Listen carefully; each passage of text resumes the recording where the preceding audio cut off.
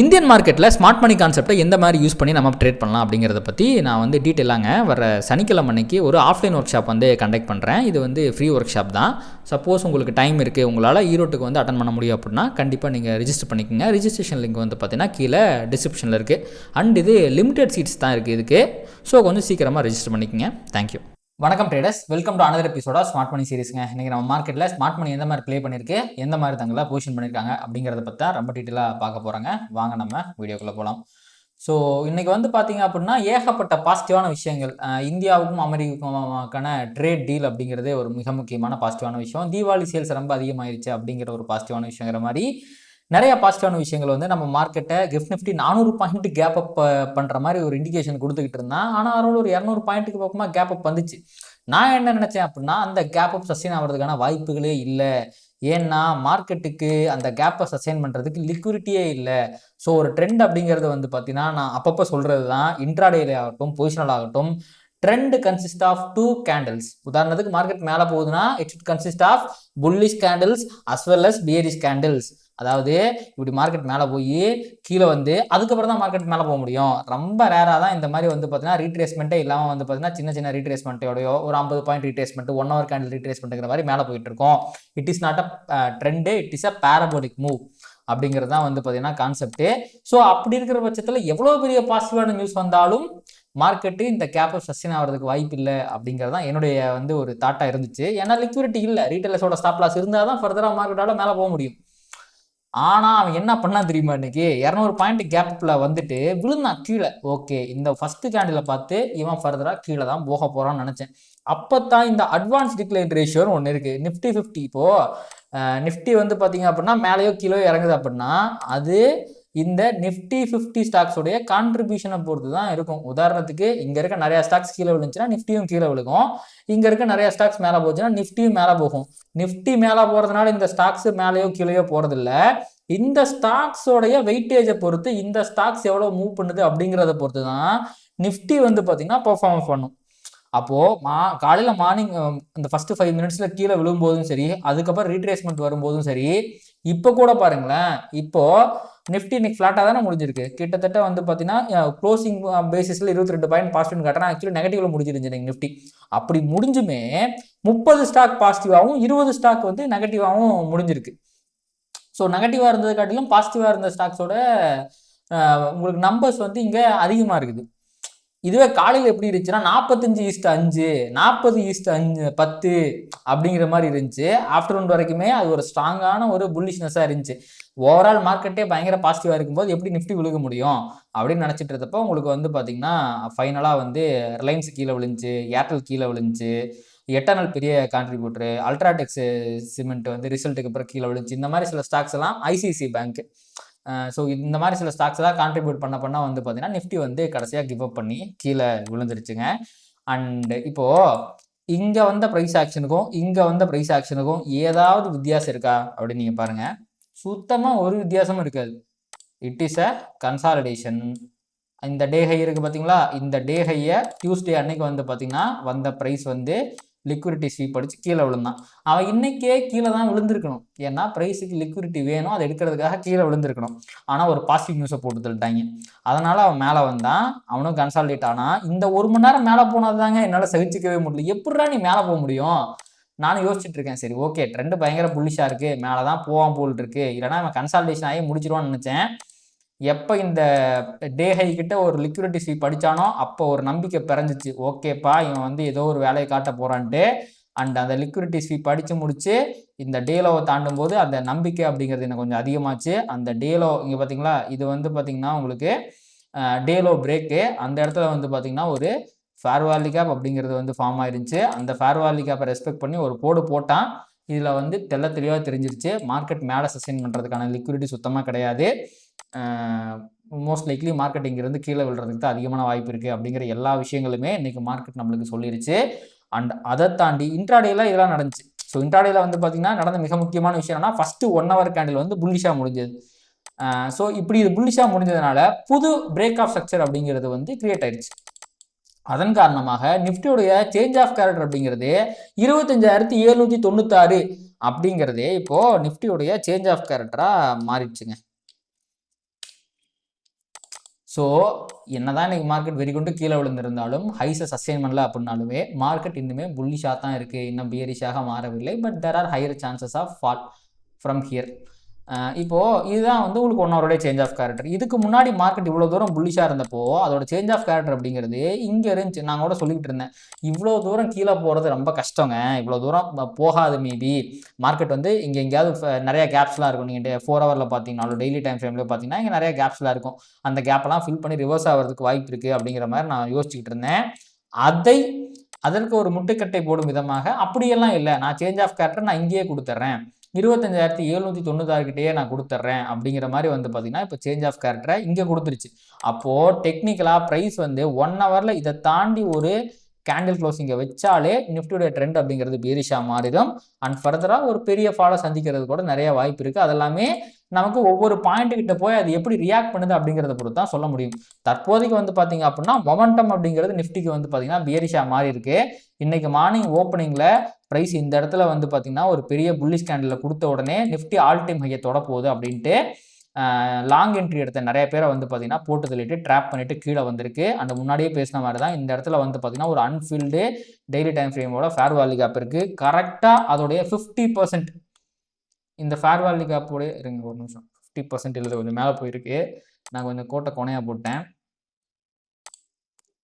இருங்க கரெக்டாகவே போடுவோம். ஏன்னா அந்த லெவலுக்குலாம் கொஞ்சம் பெரிய மதிப்பு இருக்குங்க. ஓகே, 1 ஹவர் டைம் ஃப்ரேமில் பார்த்தா கூட இந்த 50%க்கு மேலே நியர்லி 70% வரைக்கும் போயிட்டு கூட வந்து பார்த்தீங்கன்னா ப்ரைஸ் வந்து ரிவர்ஸ் ஆகி தான் வந்திருக்கு.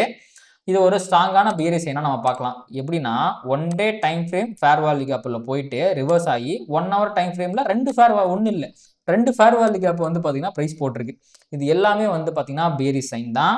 இவ்வளவு நாள் வந்து பார்த்தீங்கன்னா மார்க்கெட் புல்லிஷாக இருக்குது, உங்களுக்கு வந்து பார்த்தீங்கன்னா ஒரு பியரிஸ் சைன் வரல. ஏன்னா ஃபேர் வேல்யூ கேப்பே வரல. ஃபேர் வேல்யூ கேப் தான் ஒரு நல்ல பியரிஸ் சைன் நம்ம ஒத்துக்க முடியும்.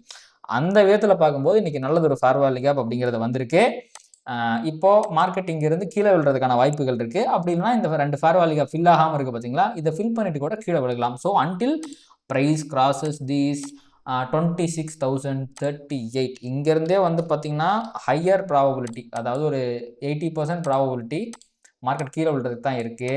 என்ன ஒரே காரணம்னா மார்க்கெட்டால் ஒரே டைரெக்ஷனில் போக முடியாது. ஆல்ரெடி வந்து பார்த்திங்கன்னா ஒரு மிகப்பெரிய ரேலியை கொடுத்துருச்சு. இவ்வளோ தூரம் வந்துட்டு ஆல் டைம் ஹை அடிக்காமல் கீழே போயிடுமா அப்படின்னு கேட்டிங்கன்னா ரொம்ப கஷ்டங்க ஆல் டைம் ஹை அடிக்கிறதெல்லாம். மேபி இந்த வீக் ஹைக்கு மேலே இருக்க லிக்விடிட்டி, அதாவது இவ்வளோ தூரம் போனால் பார்த்தீங்களா அவன் 26,109 வரைக்கும் போனானே, அவன் 133 வரைக்கும் போயிட்டு இருந்தானா இந்த செல்லிங் ப்ரெஷர் இன்னுமே வந்து ஹையாக இருந்திருக்கும். ஸோ அவ்வளோ தூரம் போகலை. பட் டெய்லி டைம் ஃப்ரேமில் இருக்க ஃபேர் வேல்யூ கேப்பே வந்து பார்த்தீங்கன்னா ப்ரைஸை ரிவர்ஸ் பண்ணிடுச்சு. இதுக்கப்புறம் வந்து பார்த்தீங்கன்னா சுத்தமாக சத்து கிடையாது ப்ரைஸுக்கு மேலே போகிறதுக்கு. இதையும் தாண்டி மேலே போகுதுன்னா இந்த ஃபேர் வேல்யூ கேப்பையோ இந்த ஃபேர் வேல்யூ கேப்பையோ ஃபில் பண்ணுறதுக்காக தான் போகிறதுக்கான வாய்ப்புகள் இருக்குது. அப்படி இல்லைனா ஃபர்தராக உங்களுக்கு இந்த 25,796 இதை வந்து உடைக்கணும் ப்ரைஸு. இதை உடைச்சிச்சுன்னா ஃபர்தராக கீழே விழுறதுக்கான வாய்ப்புகள் தான் ரொம்ப அதிகமாக இருக்குது. ஸோ இதெல்லாம் நடக்குமா அப்படிங்கிறத நம்ம பொறுத்திருந்து பார்க்கலாம். ஸோ ஃபேர் வேல்யூ கேப் வந்தது, ப்ரைஸ் வந்து இன்றைக்கி மேலே ஒரு ட்ராப்பை போட்டது, daily time frame fair value gap ஒரு அன்மிட்டிகேட்டட் ஃபேர் வேல்யூ கேப்லேருந்து ரிவர்ஸ் ஆகி வந்தது, அதுக்கப்புறம் 1 ஹவர் டைம் ஃப்ரேமில் ஒரு பியரிஷ் ஃபேர் வேல்யூ கேப் போட்டது, இப்படிங்கிற மாதிரி நிறையா விஷயங்கள் வந்து ப்ரைஸ் ஃபர்தராக கீழே விழுறதுக்கு நிறையா வாய்ப்பு இருக்குது அப்படிங்கிறத நம்மக்கிட்ட சொல்லுது. அண்ட் அது வந்து எப்போ கன்ஃபார்ம் ஆகும் அப்படின்னா இப்போதைக்கு மொமெண்டம் அப்படிங்கிறது பியரிஷாக மாறி இருக்குது. இந்த இடத்துல கூட மொமெண்டம்லாம் பியரிஷாக மாறல, இப்போ மொமெண்டம் அப்படிங்கிறதும் பியரிஷாக மாறி இருக்கு. மோஸ்ட்லி உங்களுக்கு இங்கே பாருங்களேன், டெய்லி டைம் ஃப்ரேம்லேயே வந்து பார்த்தீங்கன்னா இது ஒரு டெய்லி டைம் ஃப்ரேமில் இருக்க ஃபேர் வேல்யூ கேப், அதுலேருந்தே வந்து பார்த்தீங்கன்னா டெய்லி டைம் ஃப்ரேமில் ரிவர்சலும் வந்திருக்கு. இது ஒரு ஸ்ட்ராங்கான ரிவர்சல் தான். ஸோ இந்த 796 தாண்டிடுச்சுன்னா நல்ல ஒரு ஃபால் வரும் அப்படிங்கிற மாதிரி நம்ம வந்து எடுத்துக்கலாம். அண்ட் நாளைக்கு ஃபஸ்ட்டு 4 ஹவர் இருக்குது பார்த்தீங்களா, அந்த 4 ஹவரில் இந்த இடத்துல ஒரு ஃபேர் வேல்யூ கேப் வந்துருச்சு அப்படின்னாலுமே 1 ஹவர்லேயும் ஃபேர் வேல்யூ கேப் வந்துருச்சு, 4 ஹவர்லேயும் ஃபேர் வேல்யூ கேப் வந்துருச்சு, daily time frame fair value gap இருந்து ரிவர்ஸ் ஆயிருக்கு அப்படிங்கிறதுனால இன்னுமே நம்ம வந்து ஒரு நல்ல ஃபால் வர்றதுக்கு வாய்ப்பு இருக்குது அப்படிங்கிறத நம்ம உறுதிப்படுத்திடலாம். அஸ் ஆஃப் நோ வந்து பார்த்திங்கன்னா இவ்வளோ நாள் மார்க்கெட் வந்து கீழே விழுறதுக்கு வாய்ப்பு இருக்குன்னு பல நாட்களாக சொல்லிக்கிட்டு இருந்தேன். அவன் நிற்காமல் போய்கிட்டு இருந்தான். இப்போ வந்து பார்த்திங்கன்னா அதற்கான ப்ராபபிலிட்டியை வந்து பார்த்திங்கன்னா அதிகப்படியாக கொடுத்துருக்குறான். So market is likely most likely to fall from here. எவ்வளோ தூரம் விழுகும் அப்படிங்கிறதெல்லாம் வந்து இப்போயே நம்ம சொல்ல முடியாது. ஒவ்வொரு லைனுக்கிட்டையும் போயிட்டு ஒவ்வொரு முக்கியமான சப்போர்ட்டுக்கிட்டையும் லிக்விடிட்டிக்கிட்டையும் போயிட்டு ப்ரைஸ் எப்படி ரியாக்ட் பண்ணுது அப்படிங்கிறத பொறுத்து தான் நம்மளால சொல்ல முடியும். அண்ட் வந்து பார்த்தீங்கன்னா, ஒரு நண்பர் இன்னைக்கு வந்து மார்னிங் கமெண்ட் போட்டிருந்தாரு. ஸ்மார்ட் மணி கான்செப்ட்னு பேசிக்கிட்டு நீங்களும் சப்போர்ட் அண்ட் ரெசிஸ்டன்ஸ்னு சொல்றீங்களே அப்படின்னு சொல்லியிருந்தாரு. ஸோ லிக்விடிட்டி அப்படிங்கிறது வந்து பார்த்தீங்கன்னா, பேசிக்காக ரீட்டெயிலர்ஸோட ஸ்டாப் லாஸ். அந்த ரீட்டெயிலர்ஸோட ஸ்டாப் லாஸ் எடுத்ததுக்கு அப்புறமா ப்ரைஸ் வந்து பார்த்தீங்க அப்படின்னா, அங்கேருந்து ரிவர்ஸ் ஆகிறதுக்கு வாய்ப்பு இருக்கும். ஒவ்வொரு சப்போர்ட்டும் ஒவ்வொரு ரெசிஸ்டன்ஸுக்குமே அதே வேலை தான். ஒன்றா பார்த்தீங்கன்னா ப்ரைஸ் வந்து சப்போர்ட் கிட்ட போகும். அந்த சப்போர்ட் கிட்ட வந்து பார்த்தீங்கன்னா போயிட்டு ப்ரைஸ் வந்து அந்த சப்போர்ட்டில் ஒரு நல்ல பிரேக் அவுட் கொடுத்துச்சு அப்படின்னா அதை உடச்சிச்சுன்னா நல்லா கீழே போகும். அப்படி இல்லைன்னா அங்கேருந்து ரிவர்ஸ் ஆகி மேலே வந்துடும். அதே தான் ரெசிஸ்டன்ஸ் ஒரு நல்ல பாயிண்ட்டாக இருக்கும். அந்த பாயிண்ட் கிட்ட வந்து பார்த்தீங்கன்னா ப்ரைஸ் போகும். அங்கேருந்து ப்ரைஸ் ரிவர்ஸ் ஆகிறதுக்கு வாய்ப்பு இருக்குது. அப்படி இல்லைனா ப்ரைஸ் அதை உடச்சிட்டு மேலே போகிறதுக்கும் வாய்ப்பு இருக்குது. இதே வேலையை தான் லிக்விடிட்டியும் பண்ணுது. அதன் காரணமாகத்தான் நான் சப்போர்ட் அண்ட் ரெசிஸ்டன்ஸ்னு சொல்கிறேன். பேசிக்காக கான்செப்ட் ஒன்று தாங்க. பேர் வேணால் நம்ம வெவ்வேறு விஷயங்களை வச்சுக்கலாம். பட் கான்செப்ட் வைஸ் வந்து பார்த்தீங்கன்னா எல்லாமே ஒன்று தான். அதை கிளாரிஃபை பண்ணணும்னு நினச்சேங்க, நான் சொல்லிட்டேன். ஓகே, இப்போ இதுதான் வந்து நிஃப்டியோட நிலவரம். அடுத்து வந்து பார்த்தீங்கன்னா பேங்க் நிஃப்டி. கிட்டத்தட்ட நிஃப்டி பேங்க் நிஃப்டி ரெண்டுமே வந்து பார்த்தீங்க அப்படின்னா ஒரே மாதிரியான ப்ரைஸ் ஆக்ஷன் பேட்டர்ன் தான் போட்டிருக்கு. அண்ட் பேங்க் நிஃப்டி வந்து பார்த்தீங்கன்னா ஆல் டைம் ஹைக்கு மேலே போயிட்டு தொடர்ந்து 3 நாட்கள் ரிஜெக்ஷன் கேண்டிலுங்க. பாருங்க, இதுதான் ஆல் டைம் ஹையே. இது ஒரு ரிஜெக்ஷன் கேண்டில் மண்டே அன்னைக்கு. டியூஸ்டே அது 1 மணி நேரம் தான் விட்டுருங்க. அதை கூட விட்டிங்கன்னா இதுவுமே வந்து ஒரு ரிஜெக்ஷன் கேண்டில். அப்போது ஆல் டைம் ஹையில் உங்களுக்கு வந்து பார்த்தீங்கன்னா பையிங் ப்ரெஷர் இல்லை, செல்லிங் ப்ரெஷர் இருக்குது. அண்ட் இங்கே பாருங்க எத்தனை கேப்பு ஃபில் ஆகாமல் இருக்குன்னு பாருங்கள். அந்த கேப்லாம் ஃபில் பண்ணுறதுக்காக பேங்க் நிஃப்டியுமே கீழே விழுறதுக்கான வாய்ப்புகள் இருக்குது. அண்ட் நிஃப்டி மாதிரியே வந்து பார்த்தீங்கன்னா பேங்க் நிஃப்டியிலும் இன்றைக்கி 2 1 ஹவர் ஃபேர் வேல்யூ கேப் அப்படிங்கிறது வந்திருக்கு. அண்ட் பேங்க் நிஃப்டியோட அந்த சேஞ்ச் ஆஃப் கேரக்டர் அப்படிங்கிறது நிஃப்டிக்கு நம்ம சொன்ன மாதிரியே 57,888 அப்படிங்கிறது வந்து பார்த்தீங்கன்னா ஒரு சேஞ்ச் ஆஃப் கேரக்டராக இருக்குங்க. ஃபர்தராக இதை பிரேக் பண்ணும்போது இன்னும் நல்லா கீழே போகிறதுக்கான வாய்ப்புகள் அப்படிங்கிறது இருக்குது. அந்த தூரம் அப்படிங்கிறது வெறும் 100 பாயிண்ட் தான் அப்படிங்கிறதுனால நல்லதொரு செல்லிங் ப்ரெஷரை நம்ம பேங்க் நிஃப்டியில் எதிர்பார்க்கலாம். அவ்வளோதாங்க. பேங்க் நிஃப்டியும் ஒரே மாதிரியான ஒரு பொசிஷனில் தான் இருக்குது. அடுத்து பார்த்தீங்கன்னா mid cap Nifty. So mid cap நிஃப்டியுமே இன்றைக்கி வந்து ஒரு பிரேக் ஆஃப் ஸ்ட்ரக்சர்லாம் கொடுத்துச்சு. ஆக்சுவலி வந்து பார்த்திங்கன்னா கம்பேரிட்டிவ்லி நம்ம இதை 2-3 நாளாகவே பார்த்துக்கிட்டு இருக்கோம். கம்பேரிட்டிவ்லி மிட் கேப் வந்து பார்த்தீங்கன்னா கொஞ்சம் பீரிஷாக இருக்குது அப்படின்ட்டு. அந்த விதத்தில் இன்னைக்கு நிஃப்டி பேங்க் நிஃப்டியை கம்பேர் பண்ணும்போது மிட் கேப் நிஃப்டியில் நல்லதொரு செல்லிங் ப்ரெஷர் வந்து 0.2% வந்து பீரிஷாக தான் முடிஞ்சிருக்கு. அண்ட் 1 ஹவரில் கொஞ்சம் நிஃப்டி பேங்க் நிஃப்டியை கம்பேர் பண்ணும்போது பெரிய ஃபேர் வேல்யூ கேப்பை போட்டிருக்கு. அண்ட் 4 ஹவரில் வந்து பார்த்தீங்கன்னா இந்த ஃபேர் வேல்யூ கேப் இப்போ தாண்டவே முடியலைங்க. நாளைக்கு வந்து இதை தாண்டிச்சுன்னா ஃபர்தராக நல்லதொரு செல்லிங் ப்ரெஷர் மிட் கேப்பில் வரதுக்கு வாய்ப்பு இருக்குது. ஸோ ஓவராலாகவே இதுவுமே வந்து பார்த்தீங்கன்னா ஃபர்தராக கீழே விழுறதுக்கு தான் அதிகப்படியான வாய்ப்புகள் அப்படிங்கிறது இருக்குங்க.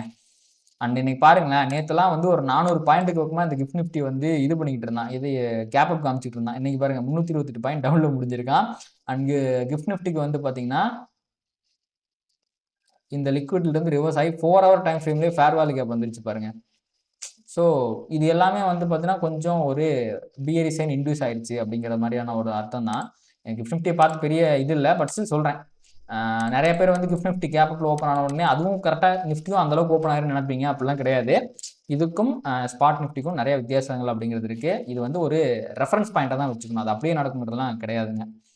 ஓகே, இப்போ Nifty, mid cap Nifty, bank Nifty இது 3ஐயும் பார்த்துட்டோம். அடுத்து வந்து பார்த்தீங்கன்னா க்ரூட் ஆயிலுங்க. ரொம்ப நாளாக படுத்து தூங்கிக்கிட்டு இருந்த க்ரூட் ஆயில் திடீர்னு வந்து பார்த்தீங்கன்னா முழிப்பு வந்து மேலே போயிட்டான்.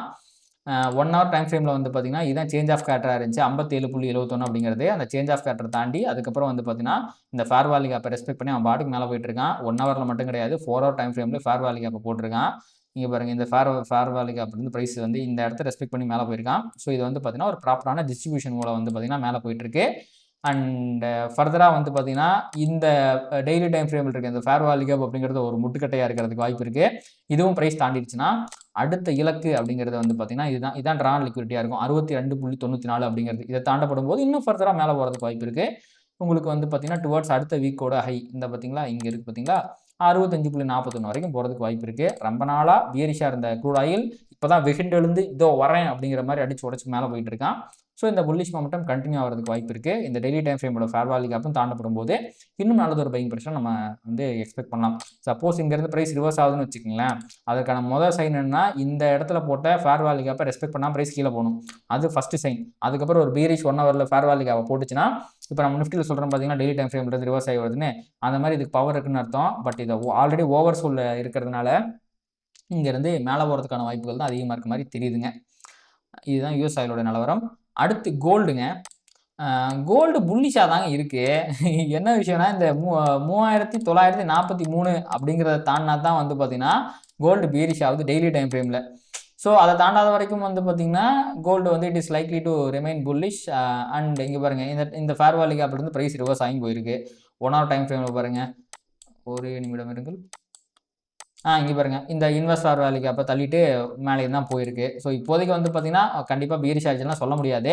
மொமெண்டம் அப்படிங்கிறது இந்த இடத்துல பியரிஷாக மாறி இருக்குது. எப்படி நிஃப்டிக்கு வந்து பார்த்திங்கன்னா இந்த நேரத்தில் மொமெண்டம் அப்படிங்கிறது பியரிஷாக மாறி இருக்கு, ஒரு பாயிண்ட்டை தாண்டினா தலைகளாக குதிச்சிருவான்னு சொல்கிறனோ அதே மாதிரி தான் கோல்டுலையுமே இந்த 3943 அப்படிங்கிறது தான் டெய்லி டைம் ஃப்ரேம் இருக்க சேஞ்ச் ஆஃப் கேரக்டர் பாயிண்ட்டு. இது தாண்டிச்சு அப்படின்னா ஃபர்தராக வந்து பார்த்திங்கன்னா கோல்டில் செல்லிங் ப்ரெஷர் வரதுக்கு வாய்ப்புகள் இருக்குது. இதை தாண்டாத வரைக்கும் நம்ம கோல்டில் பியரிஷ் ஆக முடியாது.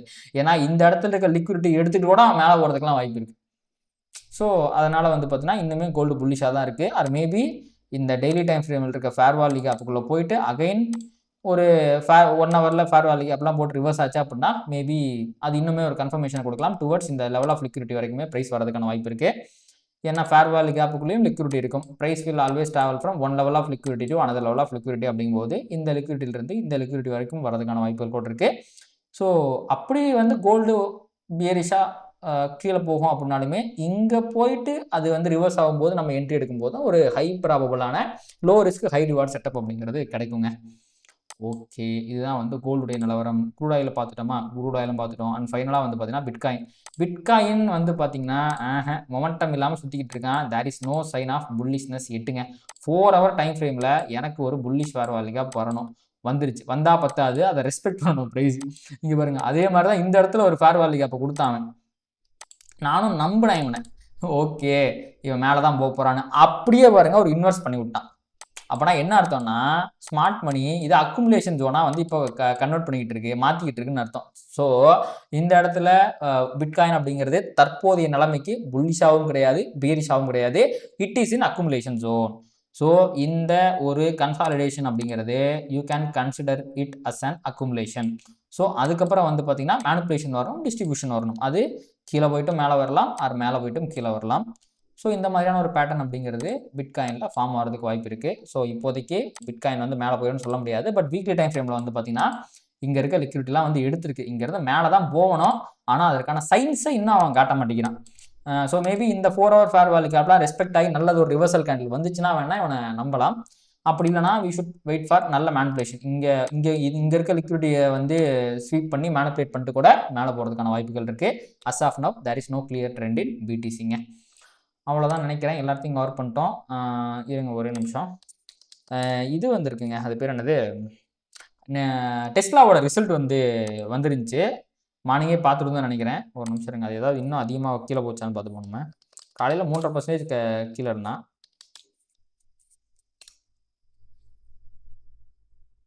கிட்டத்தட்ட அதே தாங்க, ஒரு 3% தான் வந்து கீழே இருக்குது. அண்ட் வேர்ல்டு மார்க்கெட் வந்து பார்த்திங்க அப்படின்னா இப்போதைக்கு ஃப்ளாட்டாக தான் ட்ரேட் ஆகிட்டு இருக்குது. இன்றைக்கியும் ஃப்ளாட்டாக தான் இருக்குது. ஸோ மோஸ்ட்லி வந்து பார்த்திங்கன்னா ஒரு பெரிய பீரிஷ்னஸ்லாம் இல்லை. ஆனால் ட்ரம்ப்னு ஒருத்தர் வந்து மேலே உட்காந்துருக்கிறாரு. அவர் வந்து நைட்டு என்ன வேணாலும் பண்ணுறதுக்கு வாய்ப்பு இருக்குது. ஏன்னா அப்போ தான் அவர் ஃப்ரெஷ்ஷாக தூங்கி எந்திரிச்சு இன்றைக்கி யாரை வம்புழுக்கலாம், யார் குடியை கெடுக்கலாம் அப்படின்னு யோசிக்கிறது அவருக்கு வேலையாக இருக்கும். அதன் காரணமாக அவர் இதாக பண்ணார்னா இந்த மொமெண்டம் ஷிஃப்ட் ஆகிறதுக்கு வாய்ப்பு இருக்குது. அஸ் ஆஃப் நவ் வந்து பார்த்திங்கன்னா குளோபல் மொமெண்டம் ஓகேஷாக தான் இருக்குது. ஸோ பார்க்கலாம் என்ன ஆகும் அப்படிங்கிறத பார்ப்போம். நிஃப்டி வந்து பார்த்திங்கன்னா குளோபல் மொமெண்டமோட டிட்டாச் ஆகி அவன் ஓட ஆரம்பித்து ரொம்ப நாள் ஆச்சு. அதன் காரணமாக இப்போது குளோபல் மொமெண்டம் ஏதாவது பாதிக்கப்பட்டுச்சா அப்படின்னா அந்த டேமேஜ் அப்படிங்கிறது நிஃப்டியை பொறுத்த வரைக்கும் கொஞ்சம் ஹெவியாக இருக்கிற மாதிரி தான் தெரியுது. என்ன ஆகும் அப்படிங்கிறத பொறுத்திருந்து பார்க்கலாம். அண்ட் இதோட இந்த வீடியோ முடிச்சுக்கலாம். கண்டிப்பாக இந்த வீடியோ வந்து உங்களுக்கு யூஸ்ஃபுல்லாக இருந்திருக்குன்னு நினைக்கிறேன். இந்த வீடியோ உங்களுக்கு பிடிச்சிருந்துச்சுன்னா இதை லைக் பண்ணுங்கள், கமெண்ட் பண்ணுங்கள், ட்ரேட் பண்ணுற மற்றவங்களுக்கும் ஷேர் பண்ணுங்கள். அது யூடியூப் அல்காரிதம் ட்ரிகர் பண்ணி நிறைய பார்வையாளர் நம்ம சேனலுக்கு கொண்டு சேர்க்கும். நன்றி. Traders, stock market is all about probabilities and trading is all about risk management. இங்கே 100% ஒர்க் ஆகக்கூடிய ஒரு விஷயம் கிடையவே கிடையாது. இதை தெரிஞ்சுக்காமல் நீங்கள் ட்ரேட் பண்ணிங்க அப்படின்னா நீங்கள் லாஸஸ் பண்ணுறதுக்கு நிறைய வாய்ப்புகள் இருக்குது. அதனால் உங்களுடைய ஃபினான்ஷியல் அட்வைசரை கன்சல்ட் பண்ணிவிட்டு அதுக்கப்புறமா ட்ரேட் பண்ணுங்கள். இந்த வீடியோவில் நான் சொல்கிற எல்லாமே எஜுகேஷன் பர்பஸ்க்காக தான்.